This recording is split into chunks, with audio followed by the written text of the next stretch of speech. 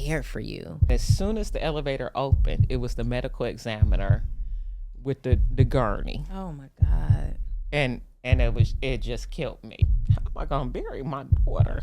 Your situation impacted me. I'm going to allow this to somehow strengthen me to help other people in some type of way.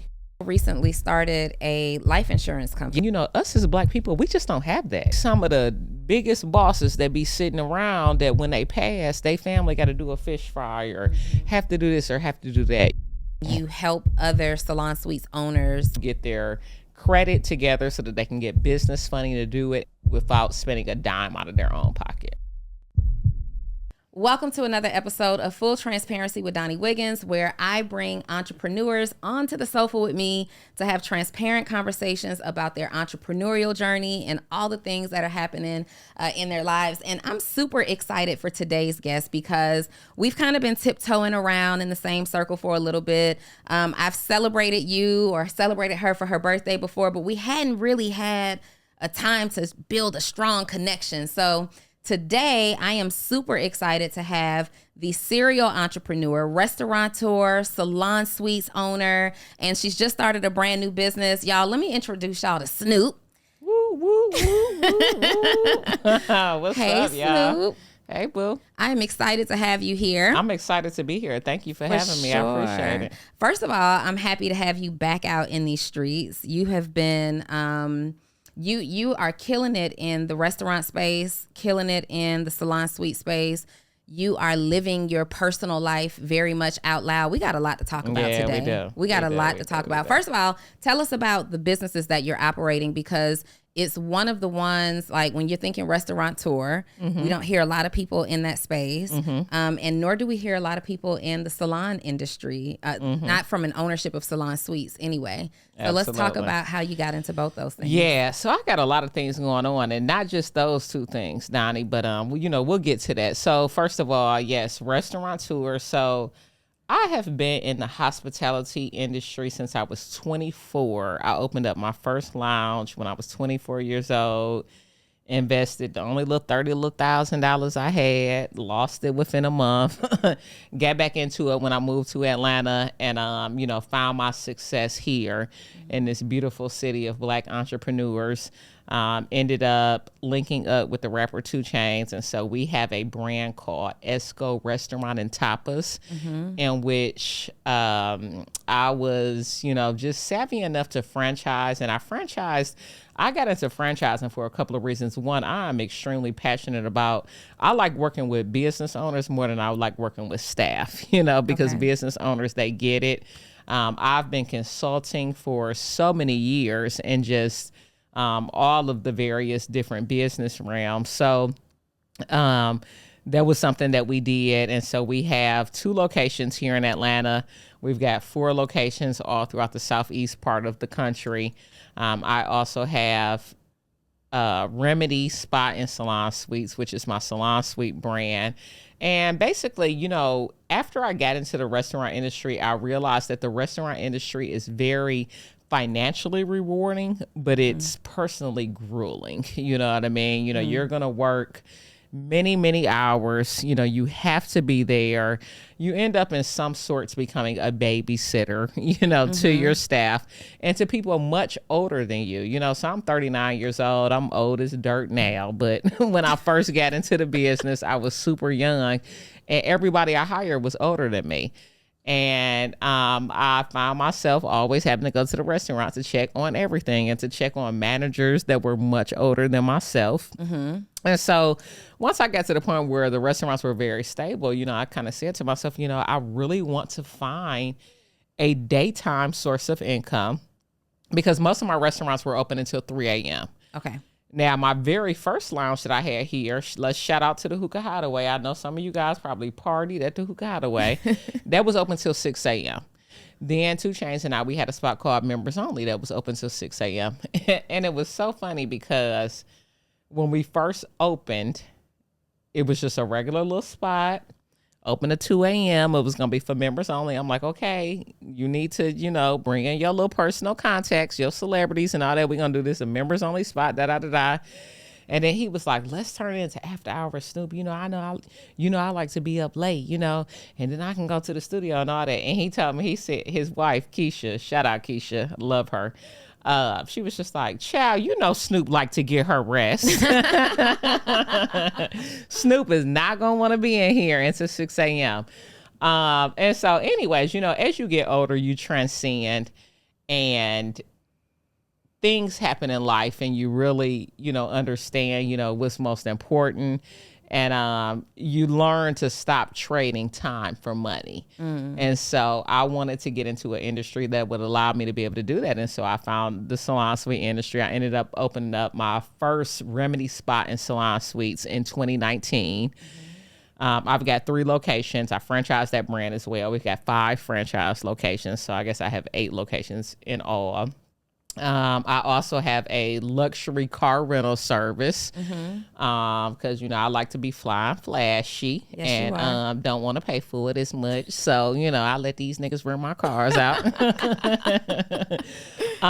Excuse me. I'm also a big coach and consultant. So I think that that's really what I'm known for. It's just like consulting people, inspiring people, just letting people know that like, hey, I've been through everything I've been through since birth. And if I can do this, you can do it too. You know what I'm saying? Have you ever worked a job? So I wouldn't call it a job, but so I graduated from Vanderbilt in 2002. God, I'm old. Child, I'm old. Girl, how old are you, Donnie? 45. Oh, bitch, now you're old. You're old. Okay, you old. I'm 39. But anyways, and so I went to college when I was 16. I'm on my platform. Hey, baby, I'm going to get you together. Come on now. We full transparency. Full transparency. Full That's transparency. what we doing. You know what I'm saying?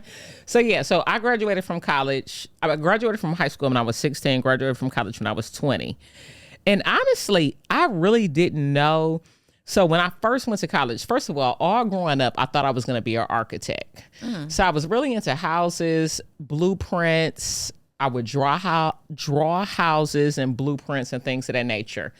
But I got pregnant the first time I had sex, and I kept it as a secret from my whole family. My mom didn't find out until I was 7 months pregnant.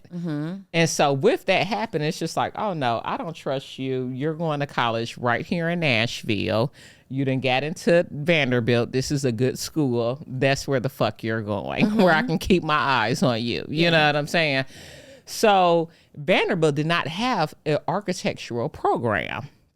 So at that time, I needed to get into something else. I decided to get into computer engineering. Totally disliked it. This is not for me. It's too hard.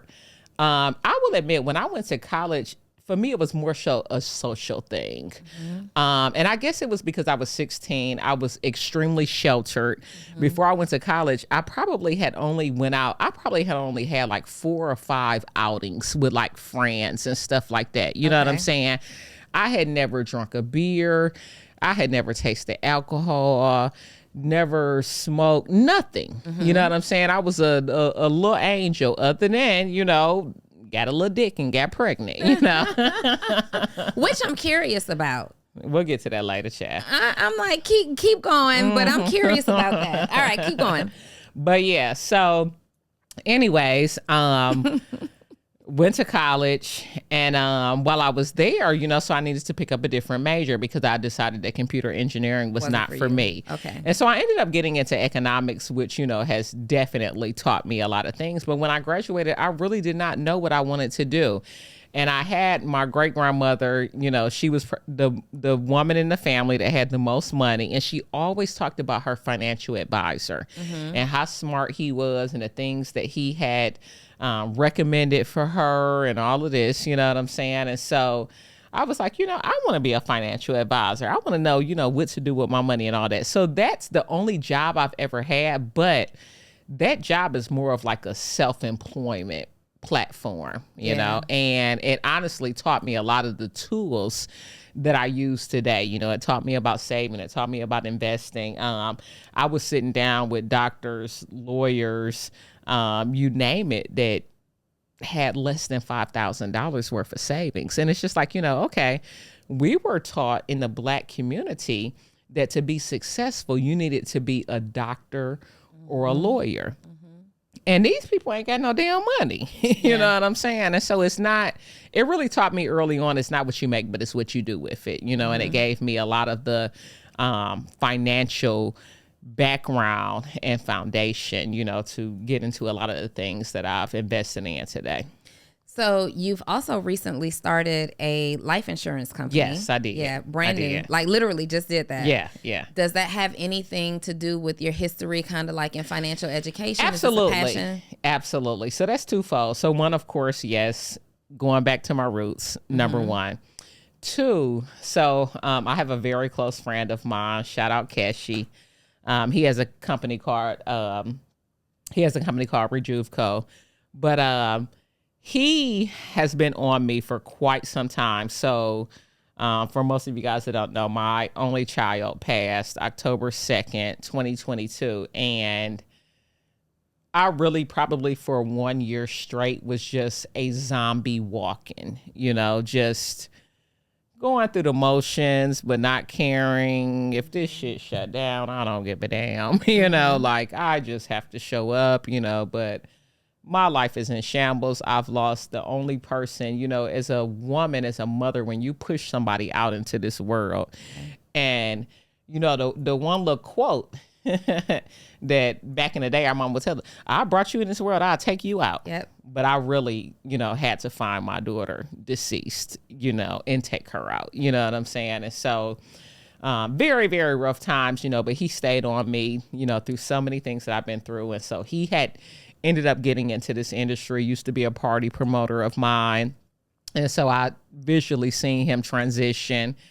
And he was just like, Snoop, he was like, I know you want to travel. I know you want to do stuff. He was like, but you have such a great following. You already have the credibility. You have the story. Because, with my daughter, so I have life insurance on myself. I've always felt like it was extremely important, and when I got married, I got life insurance on my wife, and I was trying to renew the life insurance on my daughter, but she had a couple of DUIs that were pending, and so they wouldn't allow for me to get life insurance on her. So when she passed and had an untimely, an untimely passing, I had to pay for it myself. And luckily, of course, I could afford it, but not many people can, and it be some of the biggest bosses that be sitting around that when they pass, they family got to do a fish fry or have to do this or have to do that, you know what I mean, to in order to bury them. And I got to watching a show called, I think it's called Building America, but it was about like the Rockefellers, the Hiltons, all of these big brand families, the Gettys. So, when you see pictures and it's like Getty Images right there on the bottom, you know what I'm saying? And these individuals, so it started with one person who was the visionary. Some of it was like back to the 1800s, right? And making billions or hundreds of millions of dollars, and they decided to protect their wealth. And it's people that are now in 2024 that are living off what somebody did in the 1800s. And us as Black people, we just don't have that. You know what I'm saying? And so I want to teach that. I want to make sure that we know, as Black individuals, what we can do and how we can protect our wealth. You know what I'm saying? And like, it just don't make no sense for anybody to be walking around without life insurance, because we don't know. I can leave this studio today and get into a car accident and not be here. Yeah. And I hate to talk morbidly, but it's realistic. Yeah. So, so I'm happy to re-enter this industry. I'm happy to be able to do something, just another thing to be able to change lives and inspire people. I always tell people, baby, when my casket get lowered in the ground, hands gonna go up because I'm gonna be done so many things in this world positively for individuals. Do you feel like you are so casual with having conversations like that because of what you experienced with the loss of your daughter? Yes. Even before that, so when I I would say, so when I had the hookah hideaway, there was a young lady that approached me And I never forget, I'm not going to put her name out there because she's kind of going through a lot right now and I don't want attention on her, but she approached me and wanted to be my publicist. And I was just like, why do I need a publicist, And she was just like, well, you need to tell your story, people will want to know the story behind a business owner. So I used to always say, like, I want to be rich, but I don't want to be known. I don't want to be famous. That's not possible living in Atlanta. Okay. Because the entrepreneurs are famous here. You know what I'm saying? So, but, she came to me and, she made me comfortable, with doing that.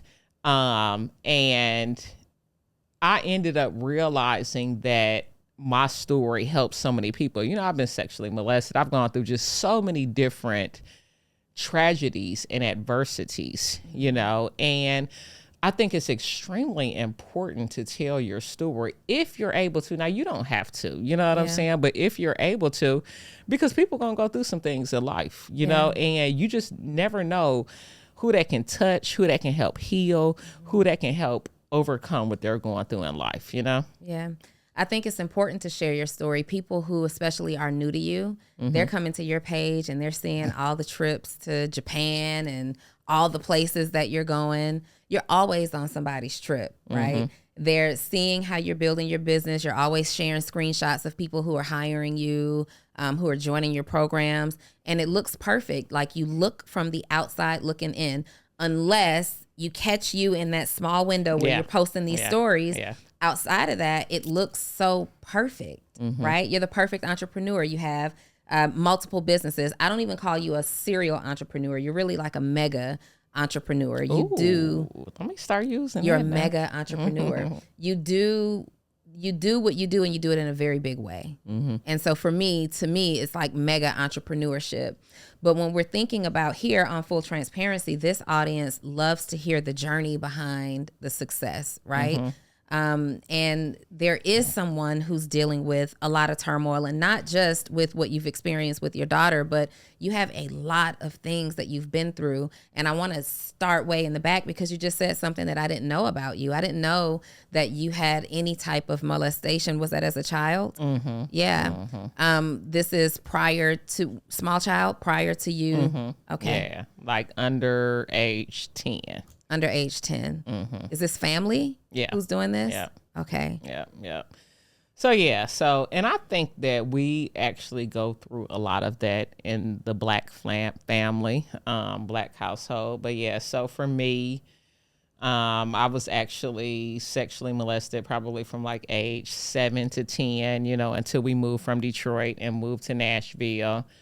It was a secret that I thought that I would carry to the grave to me because damn, you're gonna have me kind of dropping a few tears here, but I think a lot of people that experience that, they keep it to themselves because number one, it's embarrassing. It's embarrassing to tell somebody that somebody is having sex with you at 9 or 8 or 7, you know what I'm saying? And so for me, it was a major secret, in my life. I used to always think to myself, I wonder if, I ever tell my mama this, you know what I mean? And I never had any plans on doing it. But the same person that did it to another very, very close member of my family. And that person told my mother, and he said to them, I think he did it to Michelle as well. And when my mom asked me, I told her the truth, know. But, and it was crazy because I always felt like, oh, that didn't do nothing to me. I'm good. You know what I'm saying? I'm strong, as an adult woman, and what really hit me was Tyler Perry did an interview with Oprah, and he was talking about the sexual molestation that he had went through as a child. And I just broke down crying so hard, like a baby, you know what I mean? And, I ended up telling my mom, I said, I said, I think that's probably one of the reasons why I'm gay. And because, when I didn't really come out to my mom, somebody had told her, you know what I'm saying? And then when I started dressing the way that I dress and not dressing as a feminine woman, my mother had questions because it's just like, okay, well, I could kind of hide it, you know what I'm saying? But now you dressing this way. I can't hide it, you know what I mean? And, why are you dressing this way? So I used it to my advantage. I'm like, well, I done been molested and all that. I just don't want men to look at me that way. Yeah. But maybe it was true. But you may have felt that way. Exactly. Yeah. You know what I'm saying? So... But it wasn't until I seen that interview with Tyler Perry and I really realized that, this really did have an effect on my life. And I wonder who I could have been or who I would have been had this not happened to me, as a child. What happened to the man who did this to you? Did y'all ever press charges? No, because it came out so late, I honestly was not interested in pressing charges. I don't have any dealings with him. What ended up happening is, so he was an orphan. His mother had killed his father, and his mother had died in a car accident 1 year later after she had killed his father. It was a self-defense type situation. And so the great-grandmother that I was talking about earlier, she took him in and raised him. My mother felt bad for him and had him around us and was trying to do a good deed, know. And once we moved, so he was kind of raised as our brother, kind of like as our big brother. So he's not very much older. No. Okay. No, not extremely older at all. And so once we moved to Nashville, we no longer had any communication with him. He was no longer able to do these things. And so when my great-grandmother passed, that was the first time I had to see him again when I went to the funeral. And I'll never forget, I was standing in a hotel room and he called my phone. The number wasn't saved in my phone. I hadn't talked to him. I had been around his daughter. He has a daughter, very beautiful young lady. I had been good to her and all of that. I had been around his wife, his current wife. Never said a word to her or anything. And child, I can get a couple drinks and end up, what I'm saying? Okay. Never said anything. And so anyways, I don't know if it was right before or right after the funeral, but anyway, he called me. I'll never forget it. I was standing in the window of this hotel looking out at the city of Detroit, beautiful water, all of this stuff, And he called me and he apologized. And, he said, he said, I just want to let you know I'm so sorry, for what I did to you. And I know it probably changed the outlook of your life. And he said, but I was a child that was hurt as well. Things had been done to me and I didn't know how to handle it. And I ended up hurting so many other people in the meantime. And he was just like, I really miss, you, Michael, and Mario. Those are my brothers, 3 M's.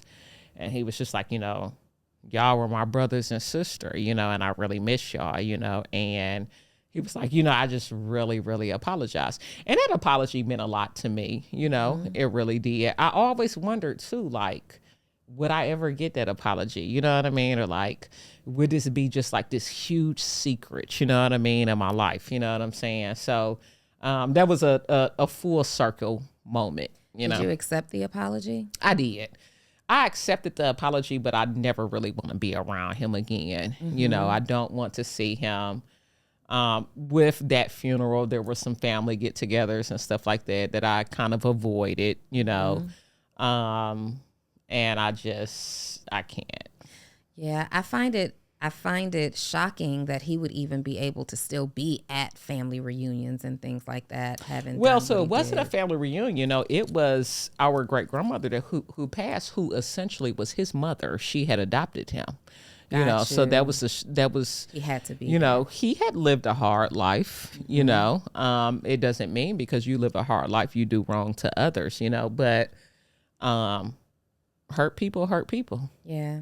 I'm sorry you had to go through that. Is that part of the reason why you feel like you were very sheltered from that point on when it finally came out? Is it now that No, it didn't come out until I was in college. Oh, wow. Yeah, it didn't come out till I was in college. I'll never forget, my mom had called me and I don't really want to say who it is. It's somebody extremely close to me, and I don't want to put their business out there, but a very close family member of mine was going through some things, and he ended up, saying what had been done to him and brought my name into it, chat, telling my business, And so my mom called me and asked me, and, for the first time I was truthful and told her, and I was just like, look, I don't want to talk about it. I got finals going on, da. But it was a relief that she knew, because like I said, I had always wondered, if I would ever tell her, or, if it would come out or what, but none of my close family members have any dealings with him at all. And then it also had come out that he had either tried to do it or had successfully done it with other family members. Wow, that's insane. Yeah, it was pretty rampant. It's also very big of you to accept the apology. I couldn't imagine being in that situation, what I would do. It's always easy to say what you would do when you're not in the situation. Yeah, I think a lot of times, when it's years later and you have time to not necessarily heal, but get out of the anger phase, you can do that. I don't know if I totally accepted the apology, because I still have nothing to do with him to this day. If I walk past him, I don't even know if I would say hello, but the apology was appreciated. Yeah, you need it. It was closure. Yeah, did that impact? It was closure for sure. Yeah, for sure. I mean, because I hadn't had that happen, but you've had experiences with people. It's like, did they even care? Like, do they even realize they did something that was wrong? Yes. And acknowledging it kind of brings you the closure that you need. Yep. Did that affect how you showed up as a parent to your own daughter? It did. Yeah. It did. My daughter was not really allowed to spend a night, at a lot of people's houses. They can come over here. You're not going over there. Mm-hmm. I was very watchful over her in that regards due to what I had been through, for sure. Yeah, I could imagine that was a challenging time for you. So you go through that. You're a young mom. You're in college. You come out. You're working this one sort of kind of job, which financial advising or financial education really is. You kind of got to eat what you kill. Yeah. You come into the restaurant space. Where does the salon suites industry fit in? So the salon suites industry fit in because the restaurant space, it was making me a lot of money. It was going great, but it was very time consuming. Right. It was not passive. It's the restaurant space provided me with income that is the hardest income I've ever had to work for in my entire life. And I wanted to, number one, diversify my income.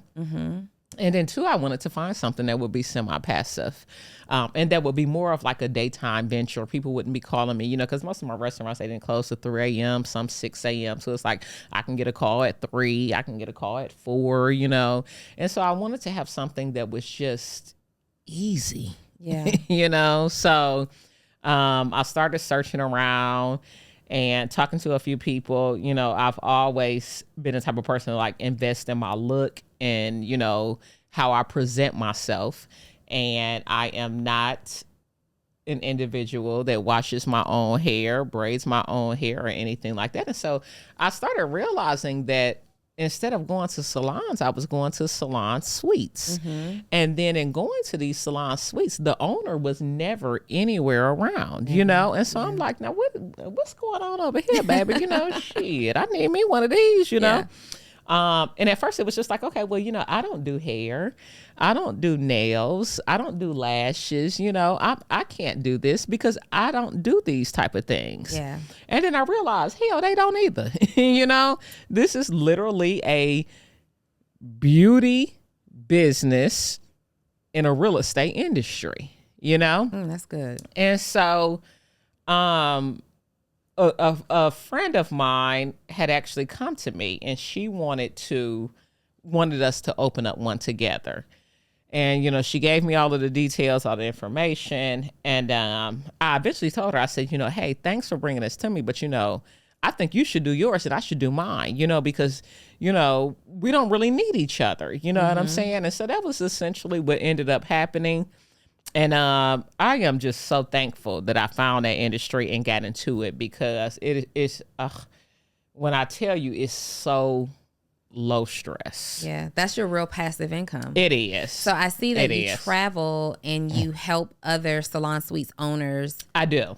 So do a lot of different things. So my coaching program is not focused on helping people open up restaurants, because it's high stress. It takes a lot of money to do it. It's very high operating costs. I decided to focus my coaching program around the salon suites because, number one, it's something that any and everybody can do. You don't have to have business experience to do it. You don't have to have a large amount of capital to get involved. It's not a lot of high overhead. And I felt like it was something that I could teach the everyday person how to do. So yes, I travel all around the world helping people open up their salon suites, helping people get their credit together so that they can get business funding to do it and not have to do it without spending a dime out of their own pocket. Yep. And most of the people who go into salon, like I can think of a bunch of hairstylists right now that I know that are working in suites, and the money that they're paying every single, one of my hairstylists pays for her very small suite like $850 a week just to operate this one person. I need her at Remedy. I'm like, just to operate. She actually is looking for a new home, but to operate this one person suite. And I'm like, that's insane to me. There's really a high profitability there. And I'm looking at people like her, like, why wouldn't you just own one of these? You know what? Some people don't do it because, one, they lack the confidence. Two, they lack the education. And three, they feel like they don't have the money to do it. And that's why I tell y'all, come to me, baby. I got you. I got you. I can help you with the confidence. I can help you with the self-doubt. I can help you get the money. Look, we can get these businesses off the ground, you know what I mean? And I think it's especially beneficial for individuals that are already in the beauty industry, because most of those individuals, they need to get from behind the chair. Yeah. You know, because as you get older, you're getting carpal tunnel, you know, you're tired of being on your feet and all of that. And a lot, they have no retirement plan. So what is your retirement plan going to be? Open you up a salon suite. Yeah, and collect this rent from exactly. Yeah, create a legacy, you know, for your family, you know, some financial freedom. And I've been able to help over 500 individuals do it. Start their own salon suites? Yes, ma'am. Wow. Yes, ma'am. I know that I was interested, me and David, when we came on the Social Proof podcast, we were interested in starting a salon suite. Now, why y'all ain't do it? Because that was right at the time that your daughter passed. And we it put was. Because even when we released that podcast, and I couldn't even really promote it. Yeah. You know, I don't know if you remember, but. Oh, I remember. Yeah. And so I remember you being on the podcast and you were talking about how your daughter is like we your went to right lunch hand. we went to lunch. Yeah, my baby. Right hand. She was your right hand at all the spots. Oh, yeah, honey. And she would always remind me, I've been there through every step of the way. These people knew, you know, I help you open every business you have. You know, I miss her so much. Yeah. Have you talked about yet everything surrounding her passing? Like, I know this was... Yeah, a little bit. Okay. Yep, I have. I've never heard you speak about that. And I've always been really curious. I know the magnitude of our relationship was you coming onto the podcast. I came to your birthday party. Yeah, we were kind of starting our, you know, relationship, friendship thing. And then that happened. Yeah. And listen, when I saw you on social media, because our daughters are just about the same age, when I saw you on social media breaking down in this way, like, I was scared for you. I didn't know if you were going to survive that, right? Which is a normal feeling. I didn't know if you were going to survive that. And I know that I would just check on you sometime. I didn't know what to do. You know, you don't know what to do. I'm like, okay, she's saying leave her alone, but I'm gonna still just say something, you know, let you know that people are there. But it scared me. And I probably put a closer lock and chain on my own daughter. I remember you telling me that. In that situation, terrified. What happened, Snoop?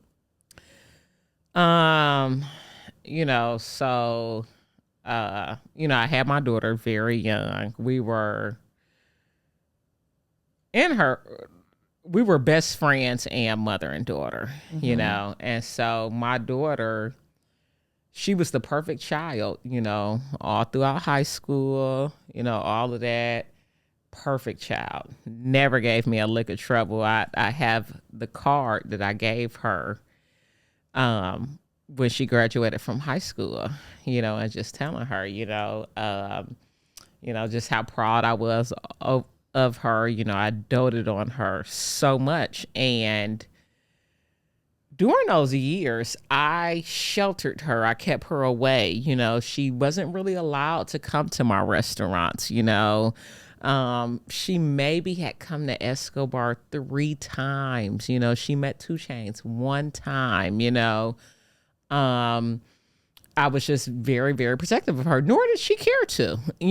She was, into who she was and all of that. My daughter was never a starstruck person or into any of those things. And so when she graduated, she went to college at LSU.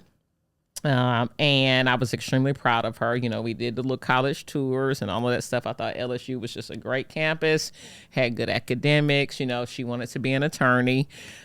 She wants to study criminal defense. I had wanted to be an attorney, but I had her very young, and I didn't feel like I could take the time to go into law school because I needed to jump into motherhood and all of these things. My daughter was actually in foster care for the first 4 years of her life.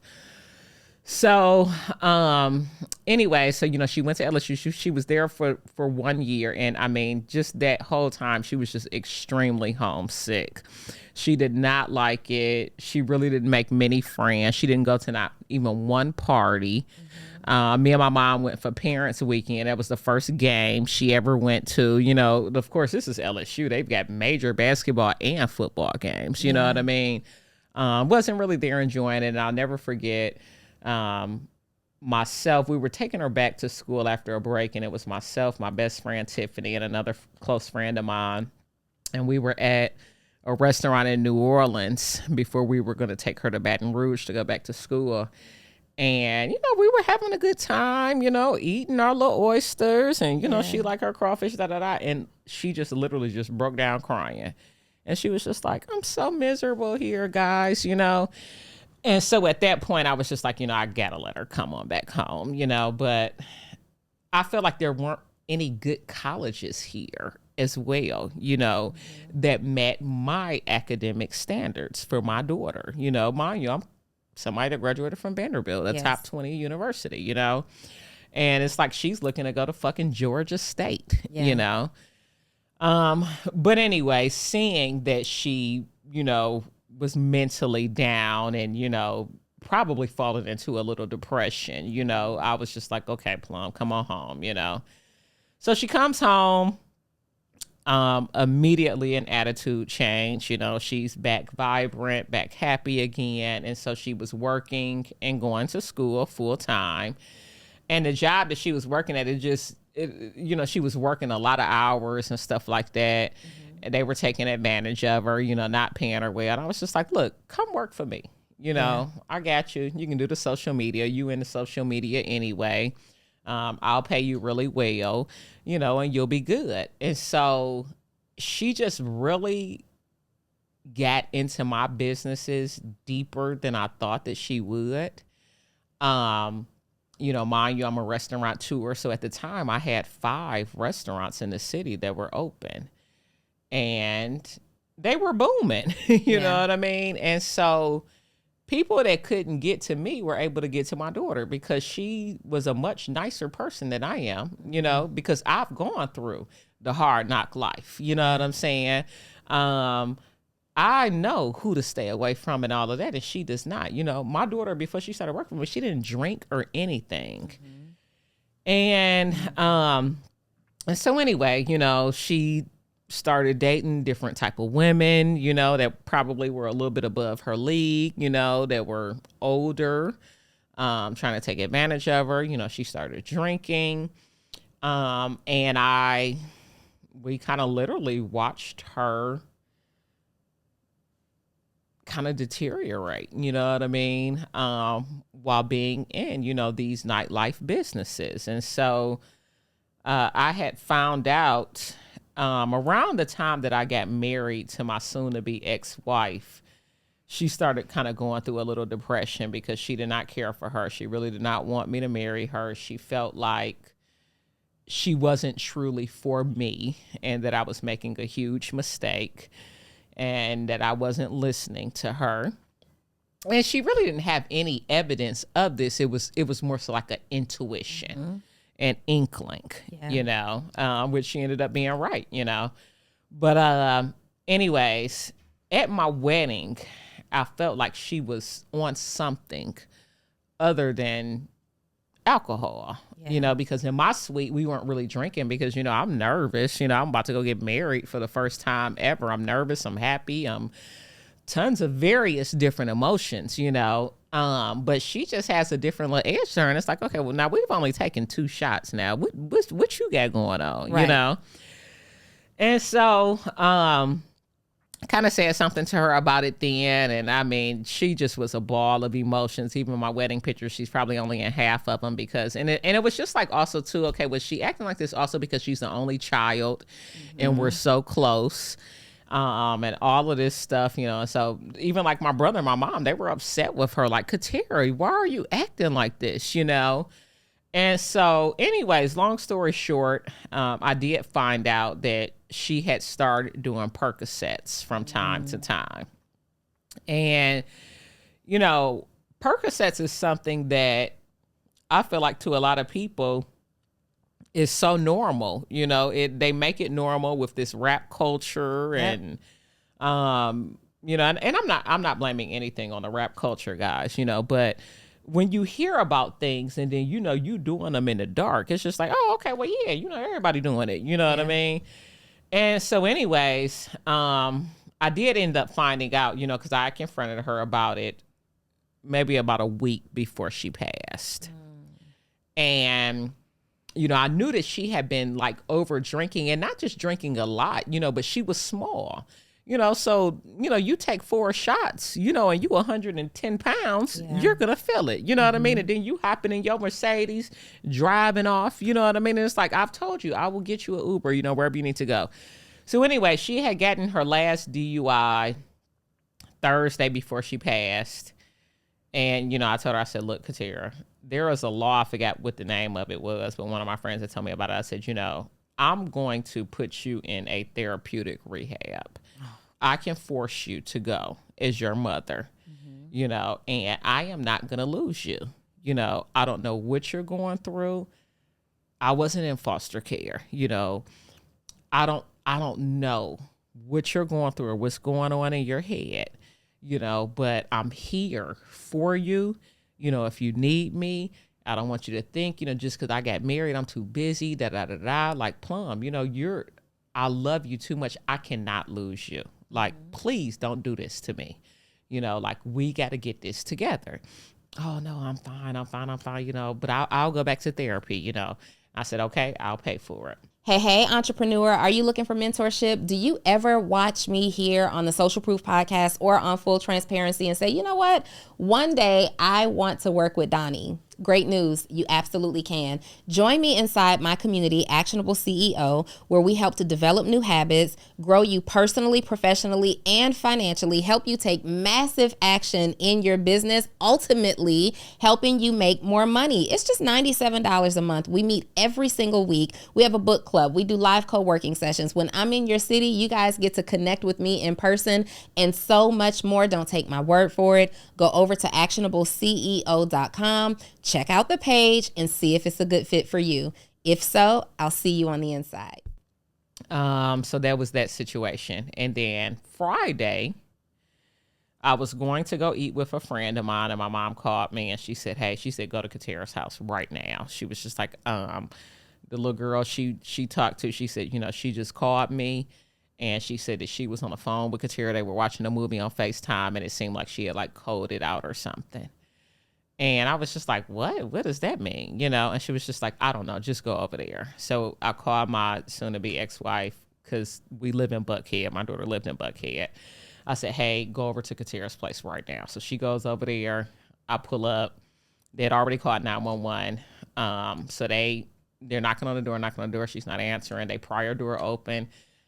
When we walk in, she kind of like wakes up, so they're asking her, they're like, what's your name? What's your address? Da, da, da, da. She seems to be good, so they leave. And so at that point, it's me, my soon-to-be ex-wife, and the young lady she was talking to at the time. And, I'm like, Katara, what the fuck is going on? Like, look at you. Look in this mirror right here. Look at you. Like, you look high. What are you doing? You know what I'm saying? So we end up going into her bedroom and, having a one-on-one conversation. And she's just like, I just want to make you happy, like she was just like, but, I'm going through so much, da, da, da, da. And I'm just like, when did it ever get to this point? You ain't never seen me do no shit like this. Like, what is going on, And she's just like, what, mention somebody that I'm friends with that DJs for me. I said that, she started doing it with them, and, everybody does it and, it's not a big deal and all that. I'm like, yes, the fuck it is a big deal. I was like, something is wrong with these pills. I was like, Katara, give me the rest of the pills that you have. And she was just like, oh, I don't have any more. It was just that one. I said, you ain't just went and bought one pill. And this is something that I'll always have to live with. But for a slight second, I thought in my head, I'm going to tear this fucking room up and find the rest of these pills. But also at the time, she's 22 years old. Mm-hmm. I don't want to embarrass her. Little girl she dated is right out there. You know what I'm saying? And I didn't do it. And as I'm thinking that, so then my soon-to-be ex-wife barges in the room, and she is not an intrusive person at all. And she's like, Katara, what the fuck is this? And it was like one of the pills, but kind of like crushed up, So like these young people, child, they be snorting these little pills and just crazy shit, And so, at that point she was embarrassed, And I'm just like, look, get your shit. You're coming with me. Mm-hmm. You're staying with me this weekend. So she stayed with me. That happened Friday night. She stayed with me that entire weekend, Sunday. And when she went home Sunday night, she took another one and passed. And the pills were laced with fentanyl. Yep. Wow. Yep. And so that Sunday we were trying to get into my mom. So when that happened Friday night, my mom had came into town. They were extremely, extremely, extremely close. So my mom came into town, checking on her. So my mom had been here all weekend as well. My mom left Sunday. They were supposed to go to church together that morning. So, my mom first was trying to get in touch with her. She couldn't get in touch with her.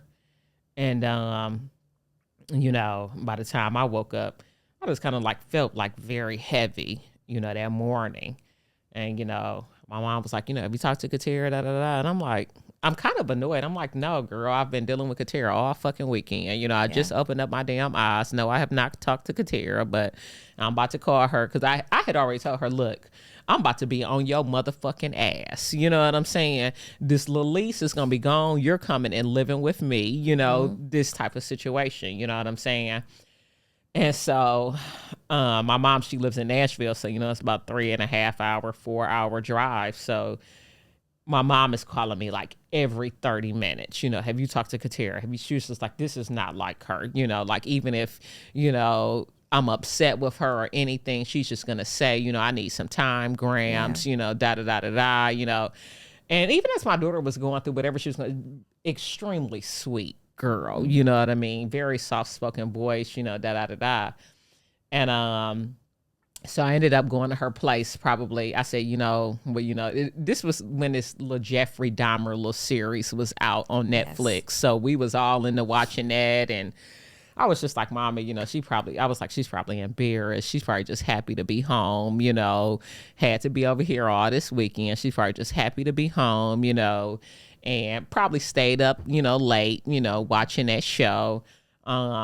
We'll hear from her, it's nothing. And so the day, increasingly goes by. And so at about 5 o'clock, me and my soon to be ex-wife, we went over there and, we were able to get up because she lived in a very secure building. And so we were able to get up, you know, we knocking on the door, da-da-da-da. I could tell that she had the privacy lock on the door because, mind you, just that Friday they had to pry her door open. So it was still kind of a little loose, you know, but I could see she had the privacy lock on, you know, da-da-da-da. So I'm just like, okay, maybe she's just asleep, you know. But then I kind of also started to think in my head, like, this ain't, something is up, you know what I mean? But I'm also like, God wouldn't do me like this. Nah, like, not my daughter, you know what I'm saying? Like, and so, you know, I went home, and the friend that I was supposed to be meeting for dinner that Friday, well, my mom had told me to go to my daughter's apartment.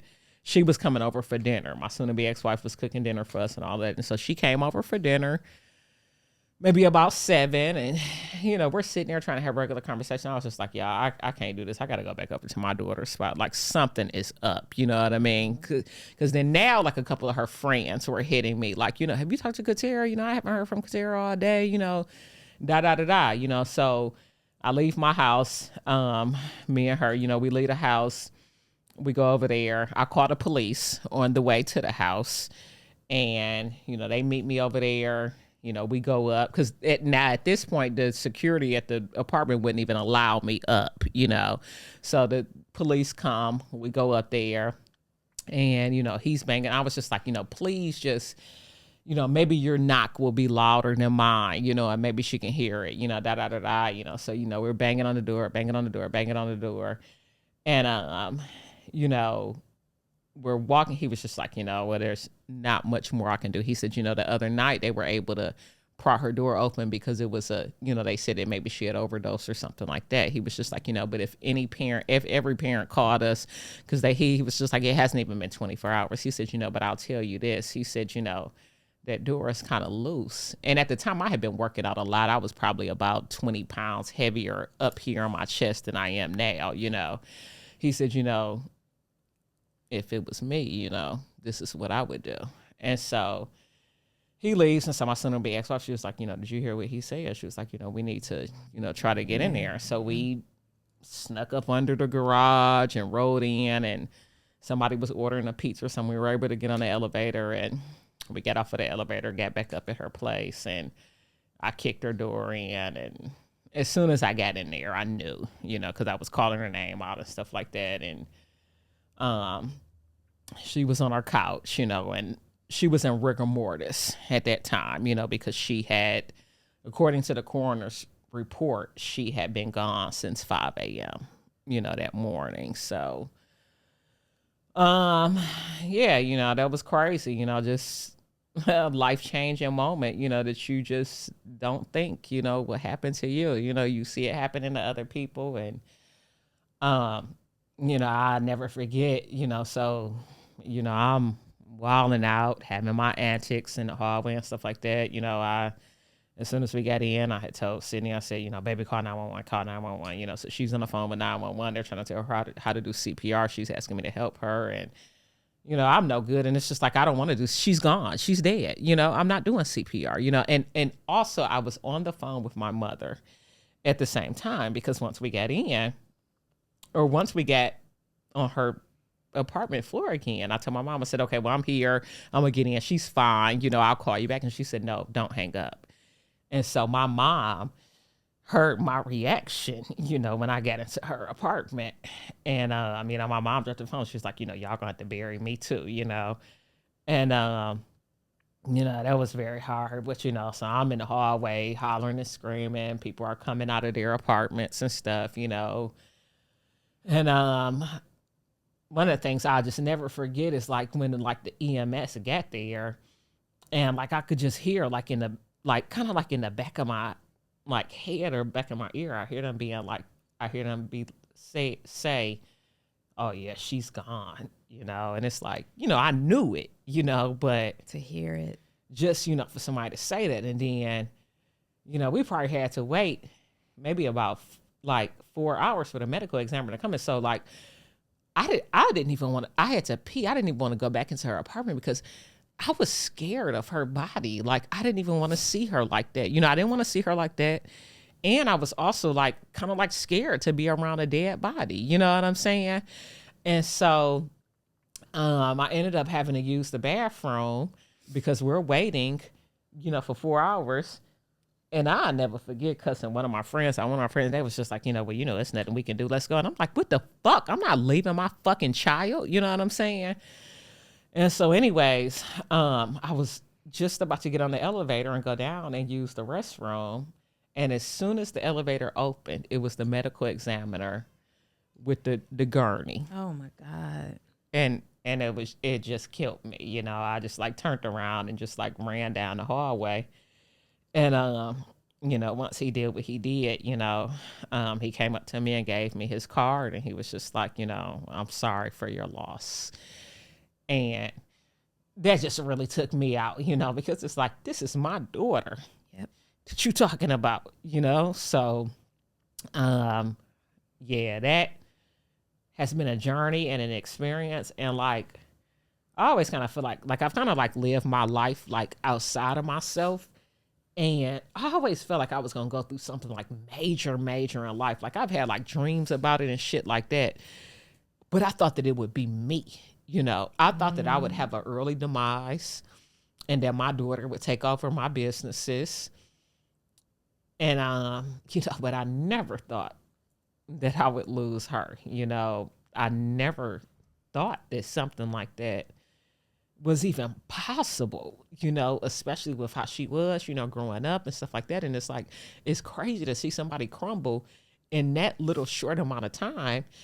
And, it also kind of made me question myself, because I was so busy trying to get ready for my wedding and, all of this bullshit, that, I kind of missed some things, that was going on with my daughter, at the time. And so, when that happened, I really just wanted to just run away, like,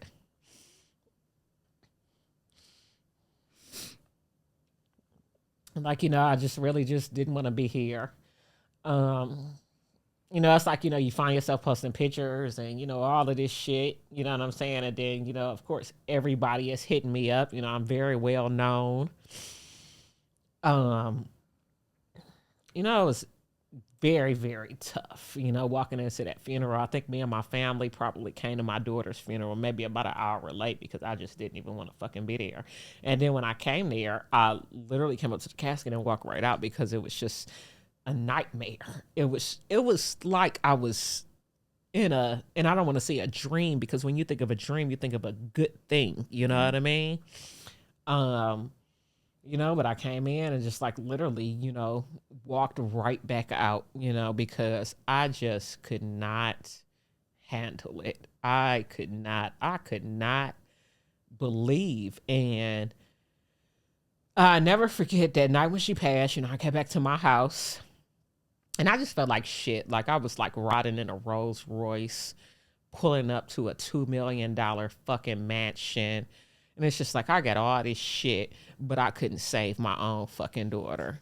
And I walked in the door. I literally went to I have 3 bars in my house. And I went to the first bar and I just started drinking anything that I fucking could.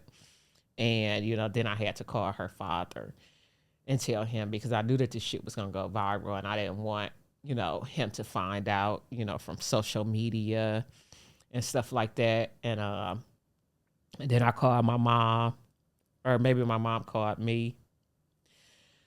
And, I was just telling her, I was just like, how am I going to bury my daughter? I was just like, I ain't never even planned no funeral. I probably had only been to one funeral at that time in my life. And she was just like, I'm going to help you. I'm going to be with you every step of the way. We're going to get through this together. And, she has, for sure. My mom has been through a lot of tragedy and adversity, but, whereas I was my daughter's mother, my mom was her best friend. They were very, very close, and my mom lost her mother and sister when she was 15. Her father actually killed her mother and sister when she was 15. She was spending the night at a cousin's house. And my mom said losing my daughter affected her more than it did losing her mother and sister. Oh, God.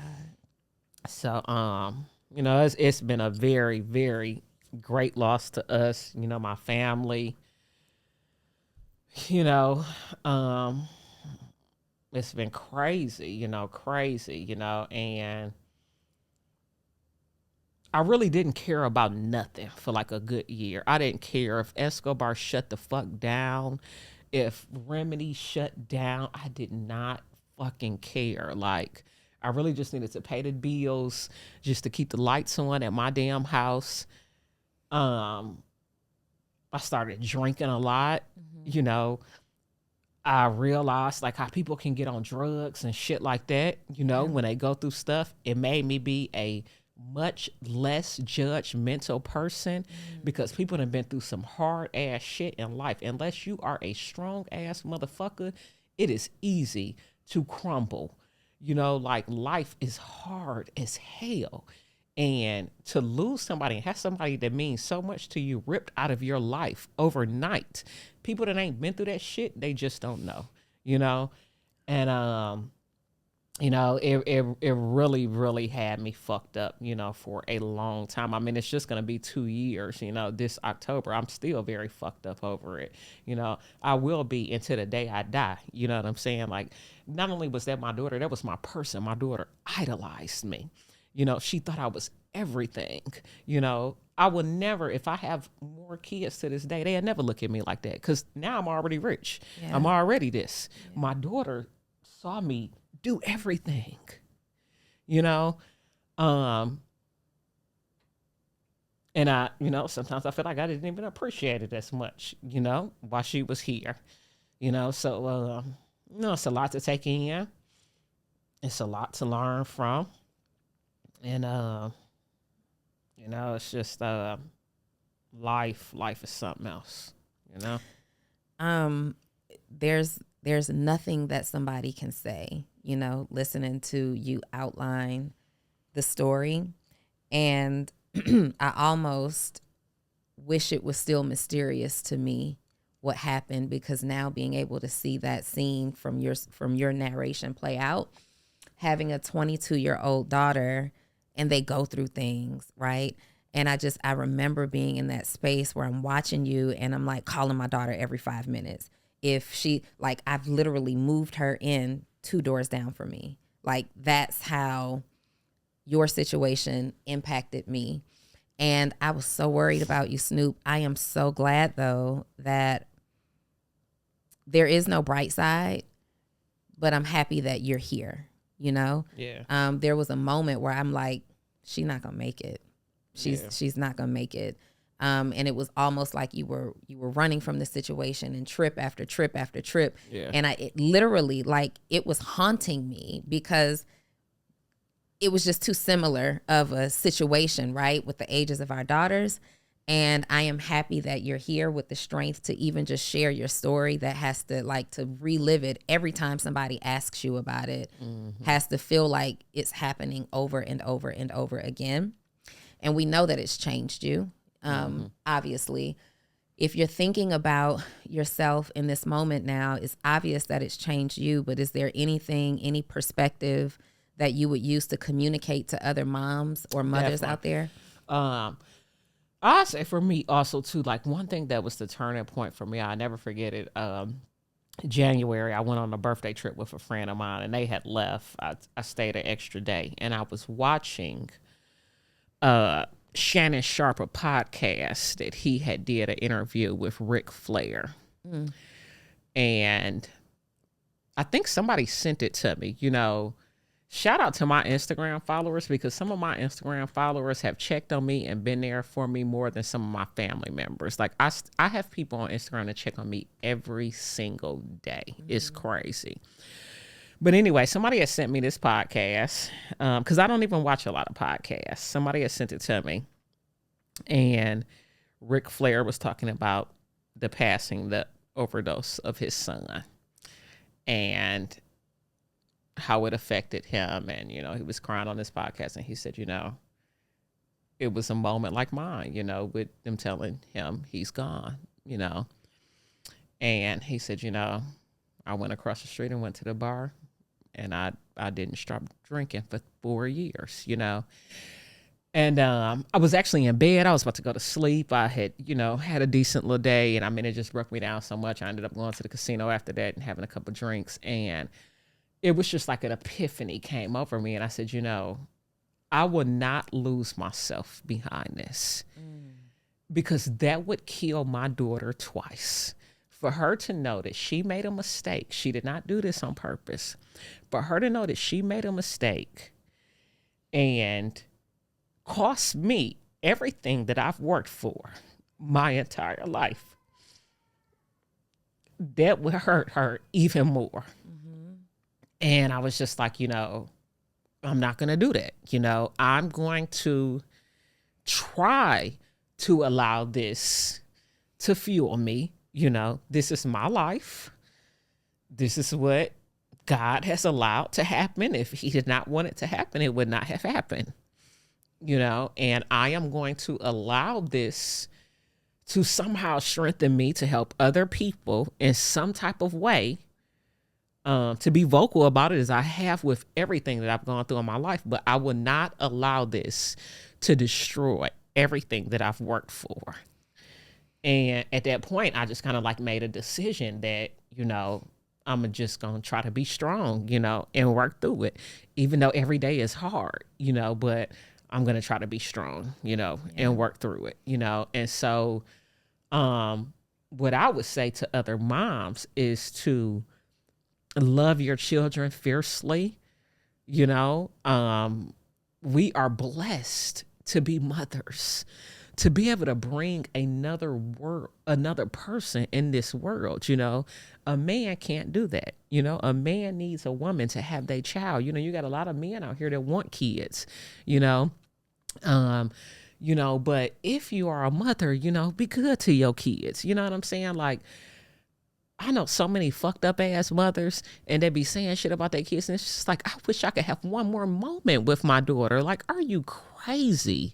You know what I mean? Cherish them. Sometimes we take advantage of our kids, and not take advantage, but, we don't realize, because, we work so hard, we do so much for them. They can be little shitheads at times. You know what I'm saying? They get on our damn nerves, but what would you do if they weren't here, if something happened to them? And so we always have to think about that. You know what I mean? And, I think that's the biggest thing, that I would say to other mothers, and to the other mothers that have lost children like myself, and especially, only children, but to lose your only child, your first and your only child, it is just so devastating. Also because, now I'm a gay woman, I'm not just going out and laying down with a nigga making another child. You know what I'm saying? So that's another thing, in itself as well. But be grateful for what you have and for the people that you have in your life. They can be taken away at any moment. Yeah. You mentioned that you had Instagram people who connected with you and checked on you more than your own family. And from what more than some of my own family. More than some of them. And from what I've observed, if I'm correct, and correct me if I'm wrong, I believe that this situation heightened the trouble that you were having in your marriage. It did. Yeah. It did, for sure. Sure. Yeah. And this was the start of where divorce became.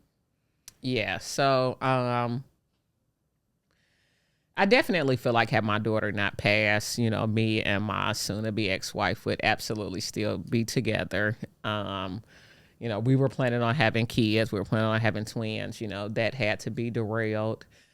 And I just feel like she just wasn't strong enough, to be there for me, even from day one. But, for me, I got married to have somebody with me through the ups and the downs of life. Anybody can be with you when shit is good. You opening businesses, you buying Rolls Royces, buying the $1 million homes and all of that stuff. You know what I'm saying? It takes a special person that can get with you, that can go through those type of moments with you. And I just don't think she was strong enough, I don't think that she did not love me. I think she loved me as much as she was capable, of loving me. But yeah, it absolutely started the spiral, of our marriage. We were just dealt a very bad hand. We had only been married for 8 months when my daughter passed, so, I I don't have any animosity towards her at this point. You know, some time has passed. We're still going through our divorce process. You know, so I'm still legally married right now. In my heart, I'm not married. I haven't spoken to her since the middle of March of this year. So 5 months or so. I still have love for her. I probably will always have love for her because that is a person that I shared the experience with that I thought that I would be with for the rest of my life, you know. I feel like, you know, she just was very weak, you know, during this situation, and anybody can be, you know. I think a lot of people probably pass judgment, but they don't know how they would be, you know what I'm saying?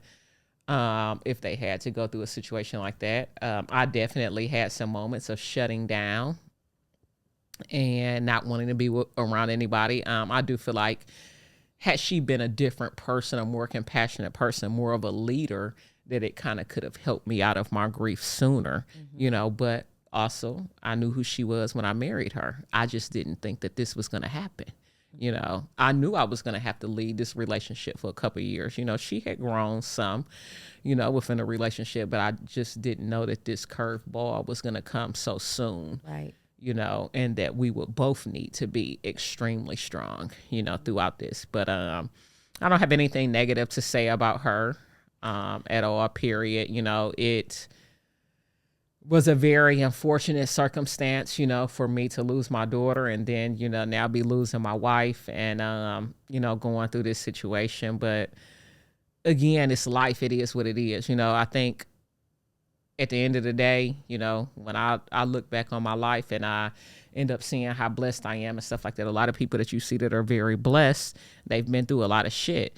And I'm not talking about being blessed with money. You know, I will one day be blessed with a wife that can hold my hand and walk through the trials and tribulations that life brings, no matter what they bring. You don't feel like therapy or counseling could have built that strength up with y'all together? So we had started going through therapy, which she stopped the beginning of this year. I told her, hey, we need to get back into this because even though we are together, I am not in love with you the way I was when we walked down that aisle because you left me during my darkest moment, you know, and in order for us to get this connection back, we need to do this. But I wanted her to take the action of setting it up. You know, you need to show me, you know what I mean? And, you know, she didn't. And, you know, when I ended up going through her phone and finding these messages that she was sending to other people, you know, I realized that she had already decided how she was going to handle it. And it was, you know, by doing that.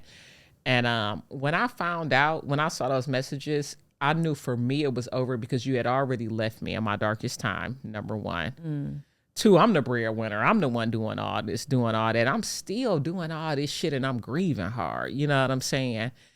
And then 3, I just couldn't look at her the same way. I don't think, and I'm no, you know, I'm not God, I don't know, but I just didn't think I could truly love her the same way or ever fall in love with her again. After seeing the things that I saw on her phone, they were just very graphic, very jarring things that like, you wouldn't expect your wife to be doing, you know, behind your back. So yeah, for sure. Some seasons come to an end and sometimes it's unfortunate that these things happen.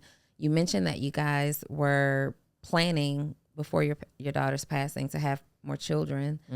Is that something that you can even consider at this point? So when my daughter passed, it was like a absolutely not, you know, but I think as I continue to heal, I do think that that is definitely something that I want. Okay.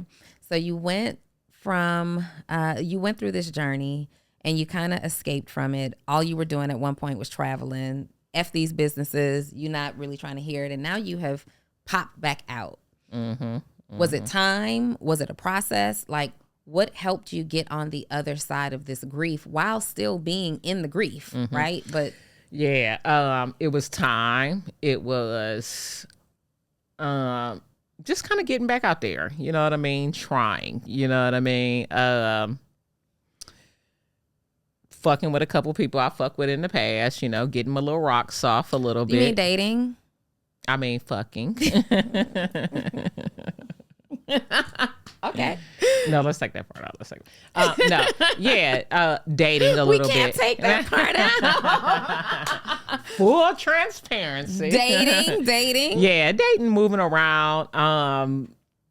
Just getting my groove back a little bit. I got a question, Snoop. Mm-hmm. So when you be in these places like Amsterdam and Thailand, do you be out there like? No, I don't. I am not. So I'm not a sexually promiscuous person. Like, Okay. I'm the type, I always say, like, I don't want a bunch of people to be like, oh yeah, Snoop, I fucked her. You know, like, I fuck with Snoop. Like, no, I don't want that. You know what I mean? I'm very exclusive. I'm very selective. People tell me all the time, you need to find your wife overseas and, you know, out the country, because they're much more appreciative. You know, they come from less and all of this type of stuff, you know. I'm not saying I said it. I'm saying people tell me. Do you agree? I don't know. Girl, I'm so confused at this point. You know, I really don't know. I think God is going to send me somebody. God is going to send me the person and my daughter. That's another thing. You know, but how I even found out about my wife.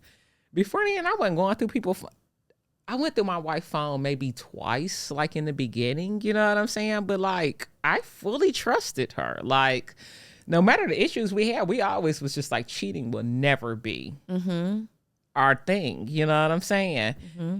And I never, ever cheated on my wife. I never gave anybody even an inkling, you know what I'm saying, that they could have a chance with me. But yeah, so me getting out there, it's just like, you know, it's time. You know, it's almost 2 years since my daughter passed. Like, life is short. And I think also, too, losing somebody, it just shows you that, like, life is just very, very short and delicate. And I used to always say before my daughter passed, I'm going to ride this motherfucker till the wheels fall off. When my casket hit the ground, it will be with no regrets. I'm going to be and done everything I've wanted to do, everything I've dreamed of doing. And I'm not going to let that situation stop me, you know? Like, I'm going to make my daughter proud up there just like I made her proud down here on this earth, you know? And I think also, too, I mean, I have a extremely strong praying mother. I mean, she prays on me and over me every single day, you know? And, you know, she's always like, you know, I'm praying, you know, that God will heal my daughter, you know, and, you know, bring happiness, you know, back into your life. And, you know, she told me, she's like, you know, you're going to get married again. You know, you're going to have some more kids, you know, da-da-da-da. And, you know, I believe it. You know, she done said it so many times, the child, I believe it. You know what I mean? It's going to happen, you know? Could you imagine yourself having more children, like actually becoming pregnant? No, Okay. I don't want to carry. Okay. Mm-hmm. I was actually shocked when I saw the brat do it. So I'm like, oh, I guess it's possible to go down that route. Man, you know, no judgment. That is that. A beautiful experience. You know, it is beautiful, you know, to be able to carry your child and feel them from the inside, and them to be able to feel your heart, you know, from the inside, you know, but it's not something that I desire. You know, I've done it once, you know, with my daughter. She's special. She know it, you know, but yeah. What's your type? My type. Okay. So for me, like, one, just a very mature woman. Somebody I can trust. A woman that is just very genuine, that has a good heart.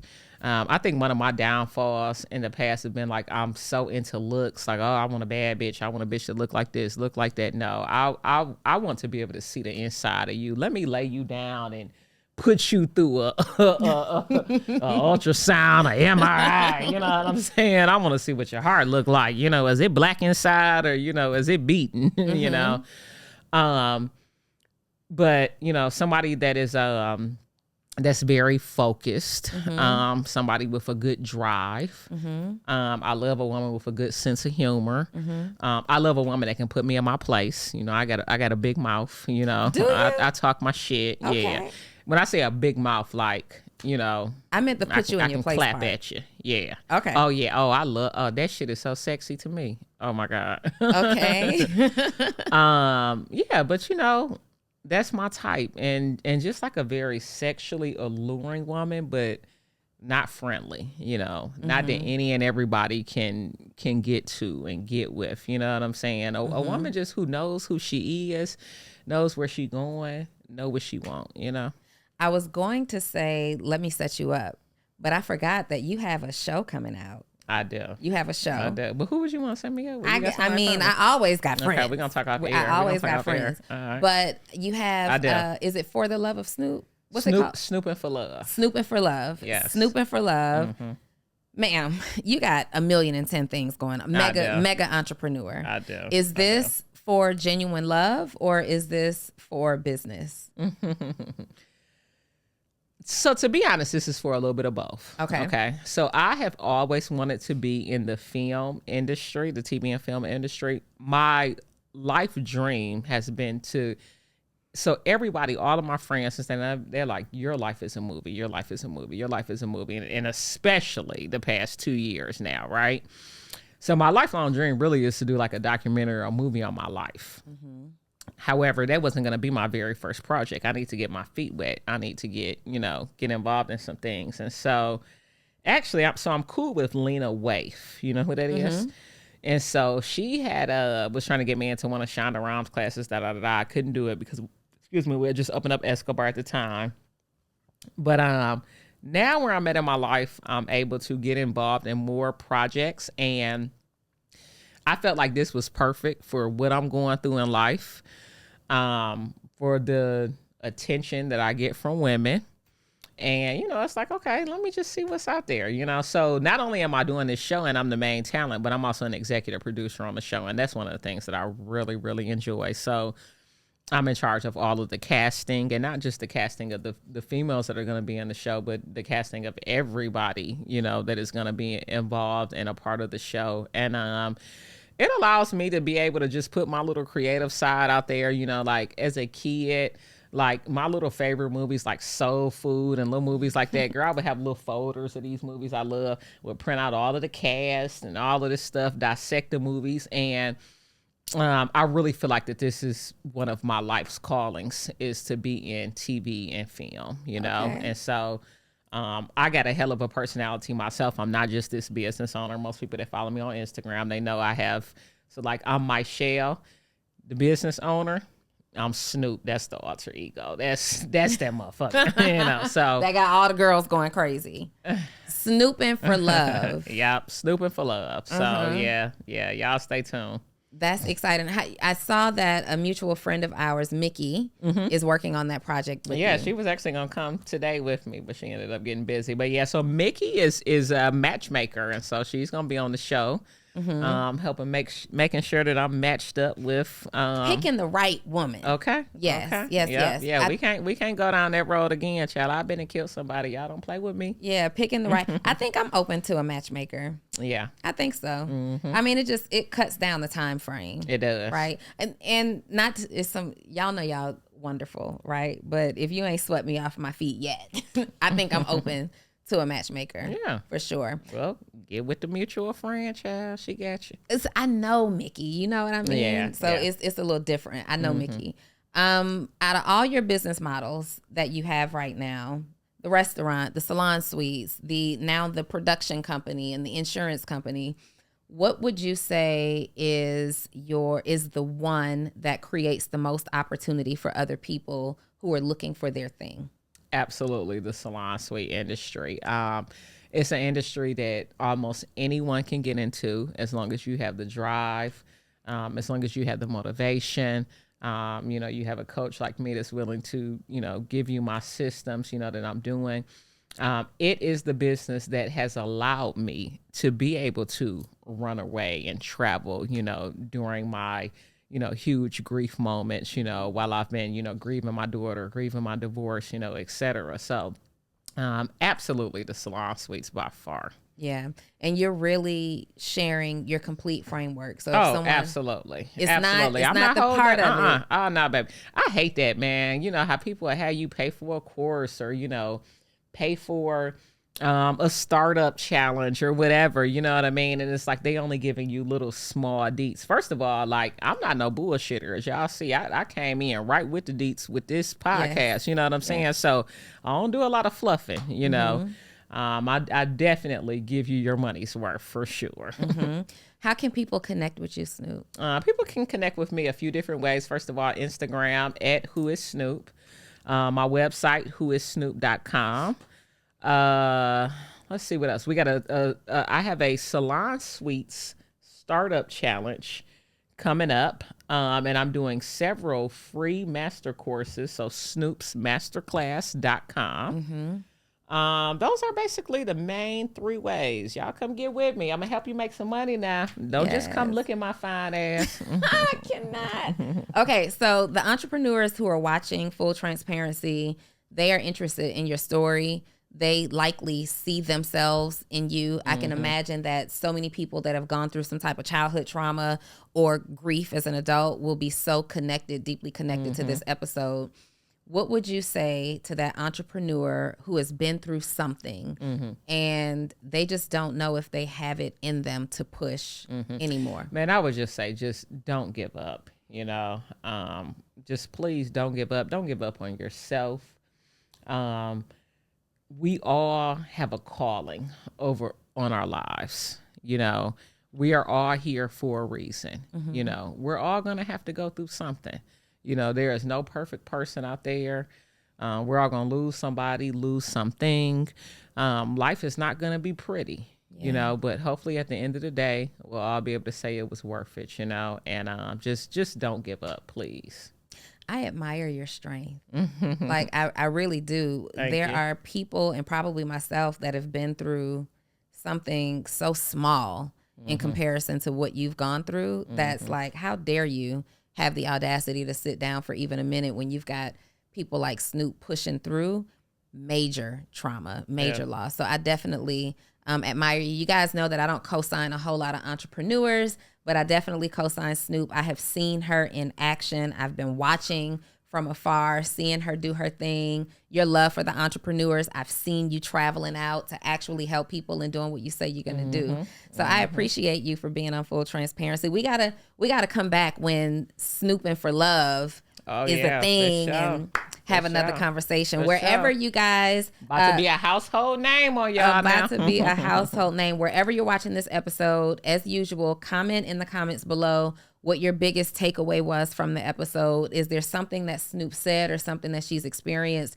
that's inspired you to push past any adversity that you're experiencing right now? Is there a trauma that you need to deal with? Is there an apology that you need to hear to set your soul free? Comment whatever stood out for you most. And as usual, we'll see you on the next episode of Full Transparency. Bye.